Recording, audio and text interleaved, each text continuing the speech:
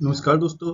आज हम एनआईएस की जो बुक है उनके महत्वपूर्ण प्रश्नों को करेंगे। आप सभी को पता है डीएसएसबी की जो एग्जाम होते हैं वो सभी एनआईएस बुक से ही आते हैं। तो चलिए दोस्तों शुरू करते हैं। ये ब्लॉक है 504 है, ब्लॉक 504 है और टेस्ट नंबर 1 है। ऐसे ही और बहुत सारे टेस्ट हैं जिन्हें आप एक एक करके देख सकते हैं। तो चलिए दोस्तों शुरू करते हैं। पियाजे के अनुसार संज्ञानात्मक विकास की कितनी अवस्थाएं है? ए ऑप्शन है 2, बी ऑप्शन है 3, सी ऑप्शन है 4, डी ऑप्शन है 5। तो इसका राइट आंसर है सी। पियाजे के अनुसार संज्ञानात्मक विकास की कितनी अवस्थाएं हैं? 4 अवस्थाएं हैं। कौन सी 4 अवस्थाएं हैं देखिए। सबसे पहले sensory motor stage, sensory motor stage, motor stage, pre operational stage, pre pre operational stage, concrete operational stage, concrete operational stage, formal operational stage, formal operational stage ये हैं। और इनकी जो एज है ये है, सेंसरी मोटर स्टेज की as है 0 से 2 साल तक, प्री ऑपरेशनल स्टेज की एज है 2 से 7 साल तक, कंक्रीट ऑपरेशनल स्टेज की एज है 7 से 11 साल तक, फॉर्मल ऑपरेशनल स्टेज की एज है 11 से 15 साल तक। नेक्स्ट क्वेश्चन, मैथमेटिकल डिस्कवरी, गणितीय खोज किसकी पुस्तक? इसमें भाई ये जो है ना टेस्ट है, इसमें कुछ मैथ के भी क्वेश्चन आएंगे जो डीएसएसबी के लिए बहुत इंपॉर्टेंट है, क्योंकि आप सभी को पता है डीएसएसबी के जो एग्जाम होते हैं उसमें मैथ के भी क्वेश्चन पूछ लेता है और जीके के भी क्वेश्चन पूछ लेता है। पार्ट 2 में मैथ के भी क्वेश्चन आ जाते हैं, जीके के भी क्वेश्चन आ जाते हैं, किसी दूसरे सब्जेक्ट के भी क्वेश्चन आते हैं। तो इसमें कुछ मैथ के भी क्वेश्चन आएंगे, वो आप देख लेना। अब ये है मैथमेटिकल डिस्कवरी, गणितीय खोज किसकी पुस्तक है? ए ऑप्शन है जॉर्ज स्टोक्स, बी ऑप्शन है जॉर्ज बेडलेरी, सी ऑप्शन है जॉर्ज पोलिया, डी ऑप्शन है पॉल डिराक। तो इसका राइट आंसर है सी, जॉर्ज पोलिया की पुस्तक है मैथमेटिकल डिस्कवरी। दोबारा से देख लो, मैथमेटिकल डिस्कवरी पुस्तक है जॉर्ज पोलिया की। नेक्स्ट क्वेश्चन, प्रयोजना विधि के कितने चरण हैं? प्रयोजना विधि के कितने चरण हैं? ए ऑप्शन है 5, बी ऑप्शन है 6, सी ऑप्शन है 7, डी ऑप्शन है 8। तो इसका राइट आंसर है बी। प्रयोजना विधि के कितने चरण हैं? 6 चरण हैं। 6 चरण कौन से हैं? पहला देखिए, स्थिति प्रदान करना, स्थिति प्रदान करना।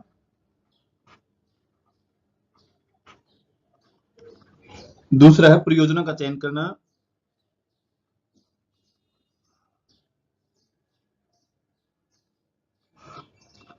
परियोजना का चयन करना।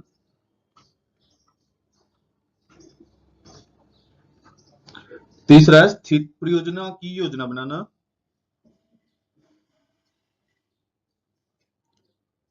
परियोजना की योजना बनाना। आगे देखिए, चौथा चरण है परियोजना को क्रियान्वित करना।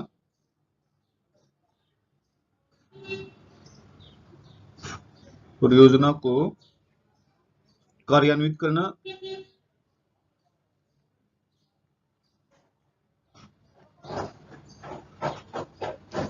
पांचवा चरण है परियोजना का मूल्यांकन करना। परियोजना का मूल्यांकन करना। छठा है रिकॉर्ड रखना, परियोजना का रिकॉर्ड रखना। दोबारा से देख लो, परियोजना विधि के कितने चरण है? इसके 6 चरण है। पहला है स्थिति प्रदान करना। दूसरा है परियोजना का चयन करना। तीसरा है परियोजना की योजना बनाना। चौथा है परियोजना को क्रियान्वित करना। पांचवा है परियोजना का मूल्यांकन करना। छठा है परियोजना का रिकॉर्ड रखना। नेक्स्ट क्वेश्चन,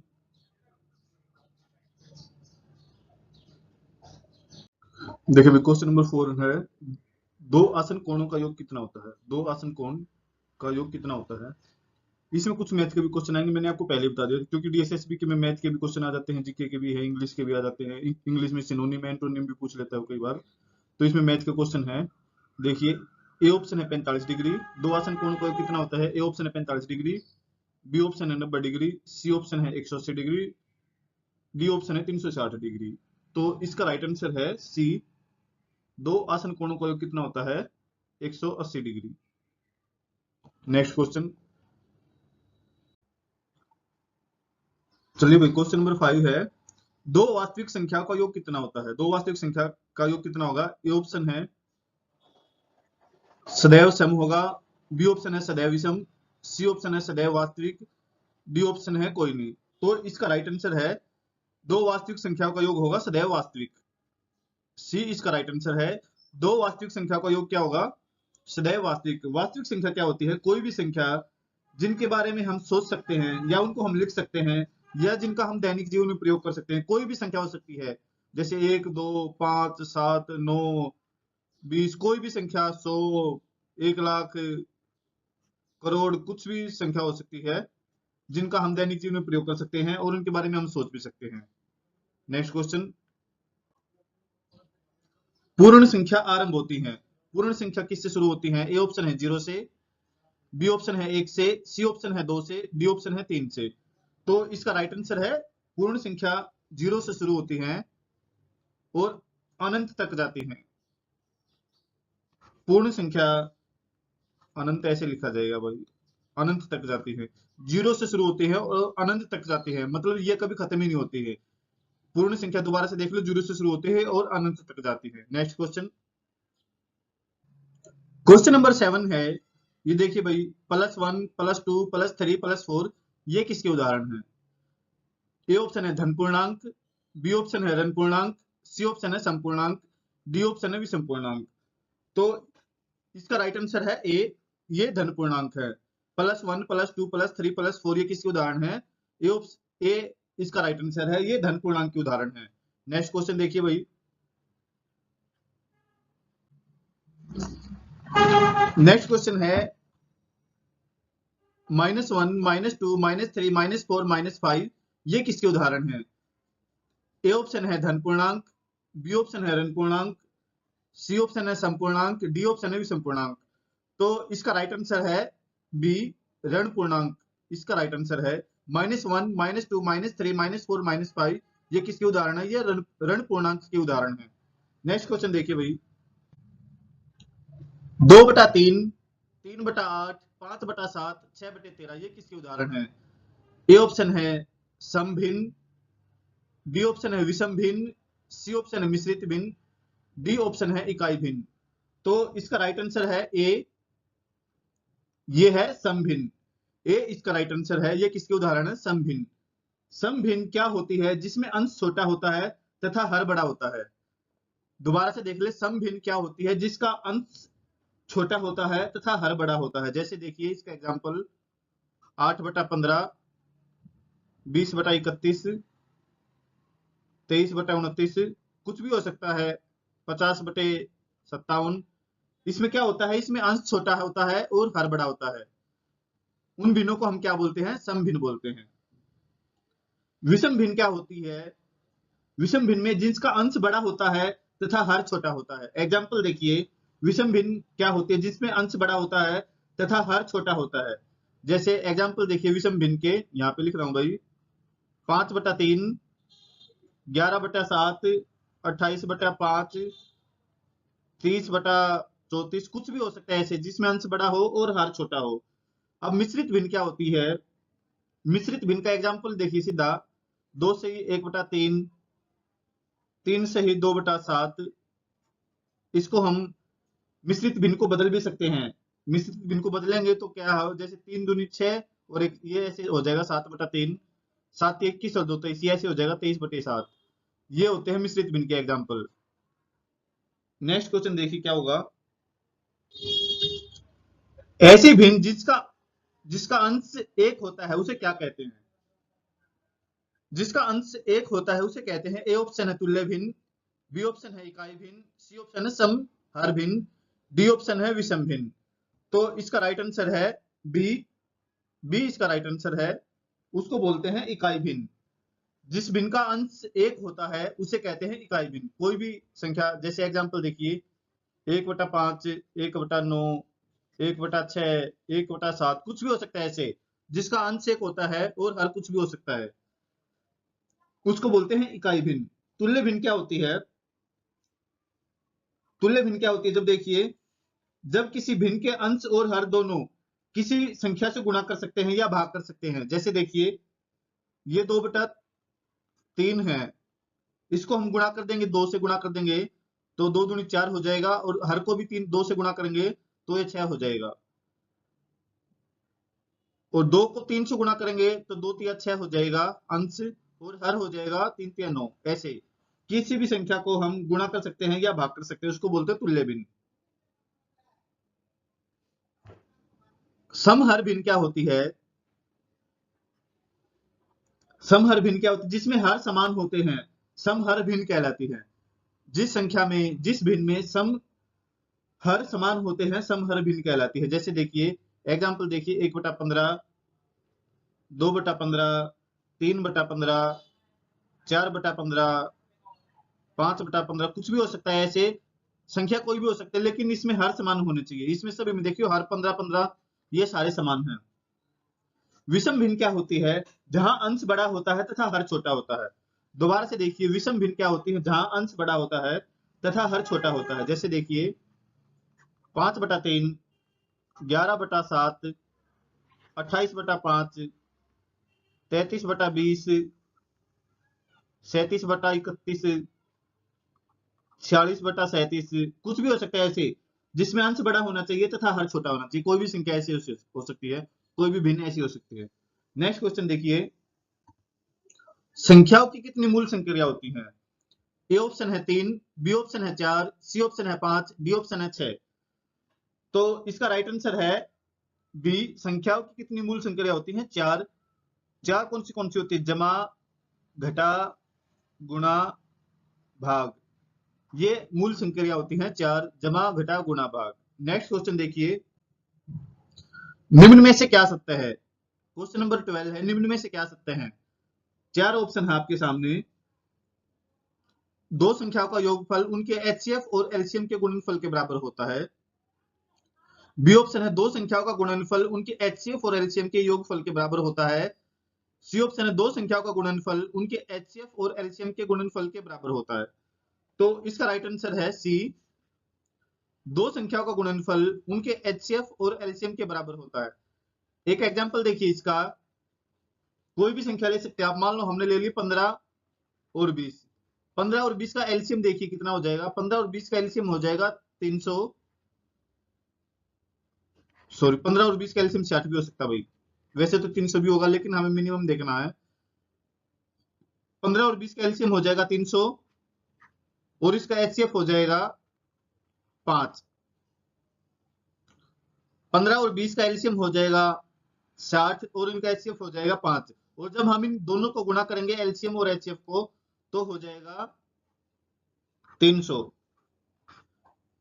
दोबारा से देखिए, जब एलसीएम और एचसीएफ को गुणा करेंगे तो 300 हो जाएगा, और जब इन दोनों संख्या को गुणा करेंगे 15 और 20 को, तो हो जाएगा 300। तो इसमें दोनों बराबर हो गए भाई। देखो गुणनफल भी बराबर हो गया संख्याओं का, और एलसीएम और एचसीएफ और एलसीएम ये गुणनफल भी बराबर हो गया। नेक्स्ट क्वेश्चन देखिए, एक कोण जिसका माप 90 डिग्री से कम होता है और 0 डिग्री से अधिक होता है, उसको क्या कहते हैं? ए ऑप्शन है न्यून कोण, बी ऑप्शन है अधिक कोण, सी ऑप्शन है समकोण, डी है सभी। तो इसका राइट आंसर है ए, न्यून कोण। जिसका कोण 90 डिग्री से कम और 0 डिग्री से अधिक होता है उसको बोलते हैं न्यून कोण। और अधिक कोण क्या होता है? अधिक कोण की परिभाषा सुन लीजिए, क्या होता है भाई? एक ऐसा कोण जिसकी माप 90 डिग्री से अधिक होती है, 90 डिग्री से अधिक होगा और 180 डिग्री से कम होगा। 90 डिग्री से अधिक होगा और 180 डिग्री से कम होगा, उसको बोलते हैं अधिक कोण। समकोण क्या होता है? समकोण सभी को पता क्या होता है? जिसकी कोई भी एक कोण 90 डिग्री होता है उसको बोलते हैं समकोण। नेक्स्ट क्वेश्चन देखिए, जब दो कोणों के मापों का योग 90 डिग्री होता है तो ये क्या कहलाते हैं? ए ऑप्शन है पूरक कोण, बी ऑप्शन है संपूरक कोण, सी ऑप्शन है समकोण, डी ऑप्शन है आसन कोण। तो इसका राइट आंसर है ए, पूरक कोण। जब दो कोणों के मापों का योग 90 डिग्री होता है तो ये क्या कहलाते हैं? पूरक कोण। एग्जाम्पल देखिए 30 और 60, कुछ भी हो सकता है, दो कोणों का योग बस 90 डिग्री होना चाहिए। 40 और 50 भी ले सकते हैं हम, 35 और 55 भी हो सकता है, ऐसे कुछ भी हो सकता है भाई, 25 और 65 भी हो सकता है।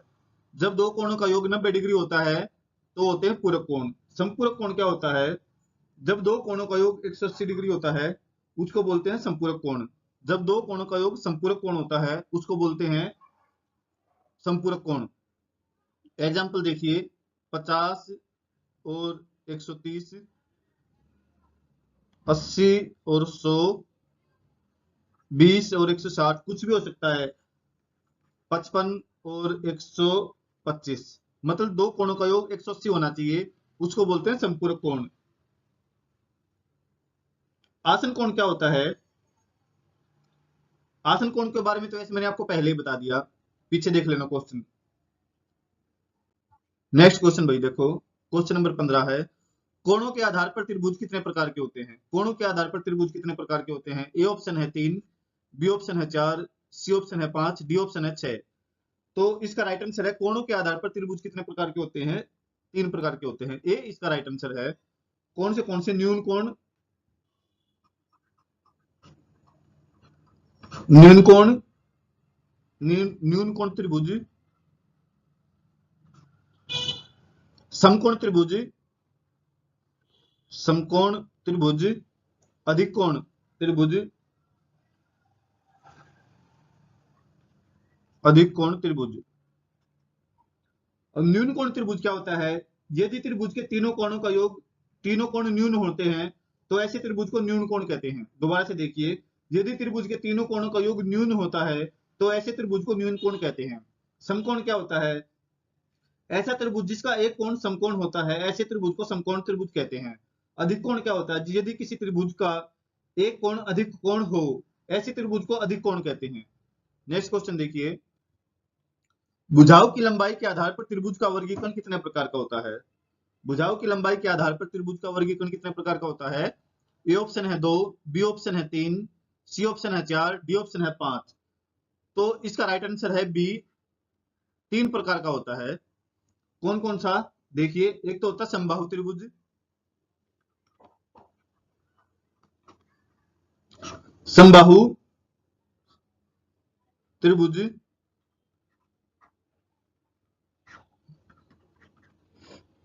एक होता है विषमबाहु त्रिभुज, विषम बाहु त्रिभुज, तीसरा होता है समद्विबाहु त्रिभुज।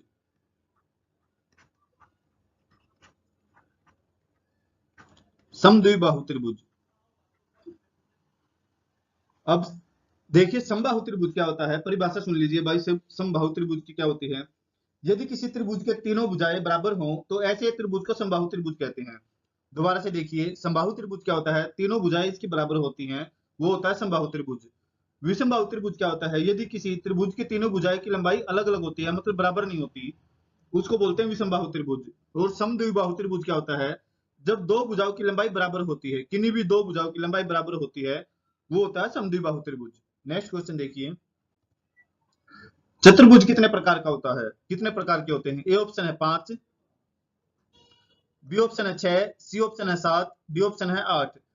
तो इसका राइट आंसर है ए।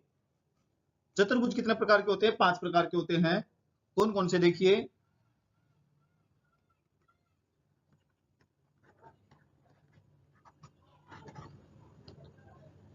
एक होता है आयत,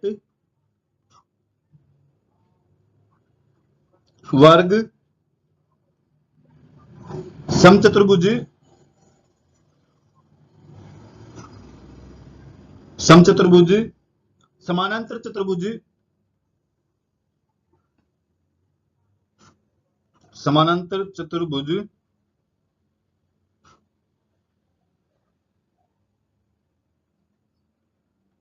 समानांतर चतुर्भुज, एक होता है समलंब चतुर्भुज, समलंब चतुर्भुज। दोबारा से देखिए, चतुर्भुज कितने प्रकार के होते हैं? चतुर्भुज 5 प्रकार के होते हैं। एक होता है आयत, दूसरा वर्ग, तीसरा समचतुर्भुज, चौथा समानांतर चतुर्भुज, पांचवा समलंब चतुर्भुज। नेक्स्ट क्वेश्चन देखिए, चक्रीय चतुर्भुज के सम्मुख कोणों का योग क्या होता है? चक्रीय चतुर्भुज के सम्मुख कोणों का योग, सम्मुख का मतलब सामने वाले जो होते हैं कोण, उनका योग कितना होता है? ए ऑप्शन है 360 डिग्री, बी ऑप्शन है 180 डिग्री, सी ऑप्शन है 90 डिग्री, डी ऑप्शन है 270 डिग्री। तो इसका राइट आंसर है बी। चक्रीय चतुर्भुज के सम्मुख कोणों का योग कितना होता है? 180 डिग्री। चक्रीय चतुर्भुज के सम्मुख कोणों का योग कितना होता है? 180 डिग्री। नेक्स्ट क्वेश्चन देखिए, आंकड़ों को आरोही और अवरोही क्रम में व्यवस्थित करने पर प्राप्त मध्यमान को क्या कहते हैं? यहाँ इस देश में क्या आएगा? देखिए भाई क्या आएगा। ए ऑप्शन है बहुलक, बी ऑप्शन है माध्य, सी ऑप्शन है माध्याक, डी है परिसर। तो इसका राइट आंसर है सी, माध्यांक। आंकड़ों को जब आरोही या अवरोही किसी भी एक क्रम में लगा देंगे और जो बीच में जो संख्या होती है प्राप्त मध्यमान को क्या कहते हैं? माध्यांक। बहुलक क्या होता है?